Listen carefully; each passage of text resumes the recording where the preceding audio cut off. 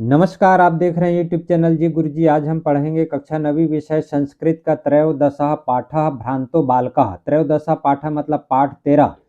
भ्रांतो का अर्थ होता है भटका हुआ या भ्रमित, बालका मतलब बालक, तो भटका हुआ बालक। यह जो पाठ है संस्कृत प्रौढ़ पाठावली नामक ग्रंथ से लिया गया है और इस कथा में ऐसे बालक का चित्रण किया गया है जिसका मन अध्ययन करने में नहीं अपितु खेल कूद में हमेशा लगा रहता है। यहाँ तक कि खेलने के लिए पशु पक्षियों को भी बुलाता है, किंतु उनके साथ खेलने के लिए कोई तैयार नहीं होता और अंततः वह बहुत निराश होता है। तब उसे ज्ञात होता है या ज्ञान आता है कि सब अपने अपने कार्य में व्यस्त हैं और केवल वही बिना किसी काम के इधर उधर घूम रहा है। इसलिए वह निश्चय करता है कि अब वह अपना समय व्यर्थ नहीं गंवाएगा तथा अपने कार्य में लग जाएगा। इस प्रकार सोच करके उन्होंने विद्या अध्ययन करने के लिए अर्थात पढ़ने के लिए गुरु के आश्रम में चला जाता है। तो इसी से संबंधित यह पाठ है, देखते हैं। भ्रांतः कश्चन बालः पाठशाला गमन वेलायाम क्रीडितुम निर्जगाम। भ्रांता मतलब भ्रमित बालक या भटका हुआ, कश्चन मतलब कोई, बाला मतलब बालक, पाठशाला गमन वेलायाम मतलब विद्यालय जाने के समय में, वेला मतलब होता है समय, खेलने के लिए, क्रीडितुम मतलब खेलने के लिए, निकल गया।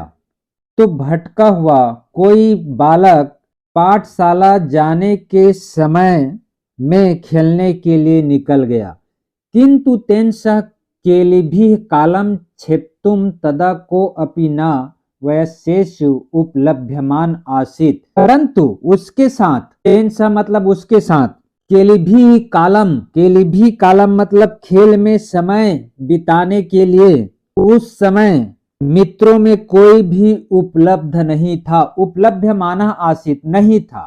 तस्ते सर्वे अपि पूर्व दिन पाठान स्मृत्वा विद्यालय गमनाय त्वरमाना बभूवः।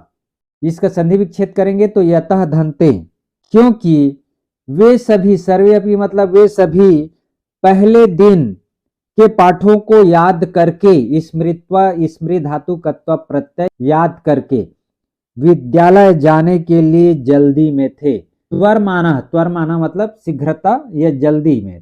तंद्रालु बालो लज्जया तेषाम दृष्टि पथम अपि परिहन्य काकी किंप्युद्यानम प्रविवेश। तंद्रा मतलब होता है आलसी, इसका संधि विच्छेद करोगे तो तंद्रालु धन बालो विसर्ग संधि। तो आलसी बालक लज्जा से, उनकी निगाह से, दृष्टि पथम, दृष्टि मतलब होता है निगाह से बचते हुए अकेले किसी उद्यान में प्रवेश किया। यहां पर होगा किम उद्यानम सचिंत्यमास, उसने सोचा, किसने सोचा? बालक ने। वीरम अंतवेते वरकाह पुस्तक दासाह, ये अभागे पुस्तकों के गुलाम से समाप्त हो गए। पुस्तक दासा मतलब पुस्तक के गुलाम से मुक्त हो गए।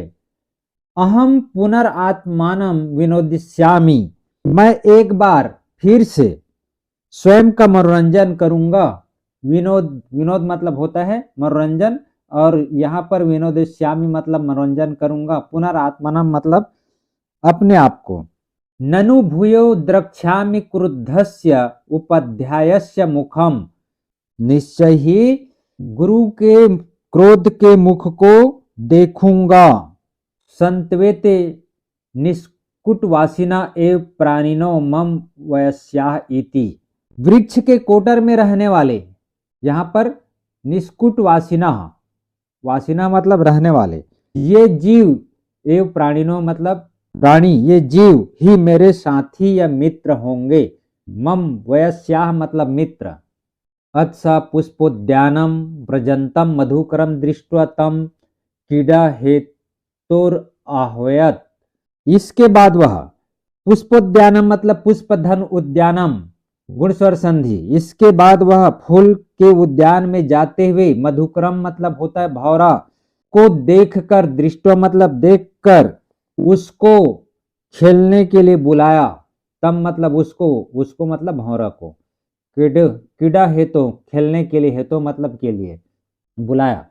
स द्विस्तरस्याहनमेव न मान्यमास, वह भौरा उसके 2-3 बार बुलाने से नहीं माना। द्विरेप मतलब भौरा होता है, न मान्यमास नहीं माना। द्वित्री, ठीक, द्वित्री मतलब 2-3 बार बुलाने से भी नहीं माना। ततो भूयो भूया हट्टम आचरति बाले सो अगायत, ततो तत्पश्चात, भूया भूया मतलब होता है बार बार, हट्टम आचरति मतलब हट करने पर, उसने कहा, किसने कहा, भौरा ने, कि वयम ही मधु संग्रह व्यग्रह इति, हम सब मधु संग्रह में लगे हैं। मधु संग्रह मतलब शहद इकट्ठा करने में लगे हैं, ऐसे कहा।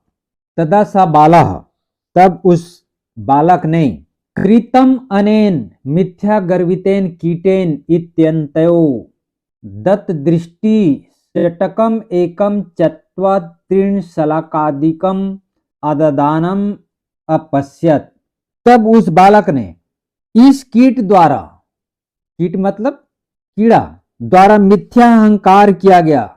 मिथ्या मतलब व्यर्थ या झूठे अहंकार किया गया। कौन कीट, भौरा जिसको कीट कहा गया है। अन्य पर निगार डाला, तत्यन्यतो, अन्य पर निगार डाला, और एक चिड़िया को, चटक मतलब होता है चिड़िया, एकम मतलब एक चिड़िया को, चच्वा मतलब होता है चोंच से, घास के टुकड़े को ग्रहण